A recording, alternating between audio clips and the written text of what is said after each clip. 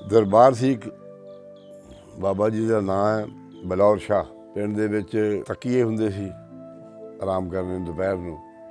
ਬੋਹੜ ਦਾ ਬੜਾ ਵੱਡਾ ਦਰਖਤ ਸੀ, ਹੋਰ 2-3 ਦਰਖਤ ਵੀ ਸੀਗੇ। ਪੰਚਾਇਤ ਵੀ ਬੈਠਦੀ ਸੀ, ਆਰਾਮ ਵੀ ਕਰਦੇ ਸੀ। ਸਾਡੇ ਤਾਂ ਤਕੀਆ ਇੱਦਾਂ ਸੀ, ਨਾਲ ਮਸਜਿਦ ਵੀ ਸੀ ਕਰੀਬ, ਉੱਥੇ ਖੂਹ ਵੀ ਲੱਗਿਆ ਹੋਇਆ ਸੀ ਮਸਜਿਦ, ਪਾਣੀ ਵੀ ਹੁੰਦਾ ਸੀ। ਇੱਕ ਬੰਦਾ ਇਸ ਤਰ੍ਹਾਂ ਦਾ ਮੁਕਰਰ ਕੀਤਾ ਹੁੰਦਾ ਸੀ ਜਿਹੜੇ ਗੋਹੇ ਵਗੈਰਾ ਲਿਆ ਕੇ ਨਾ ਅੱਗ ਜਲਾ ਦਿੰਦਾ ਸੀ। ਅੱਗ ਮਲਦੇ ਲੋਕ ਜਿਹੜੇ ਲੋਕ ਹੁੱਕਾ ਪੀਂਦੇ ਸੀ ਉਹਨਾਂ ਨੂੰ ਹੁੱਕਾ ਭਰਨ ਧਰਨੇ ਨੂੰ ਜਗ੍ਹਾ ਮਿਲ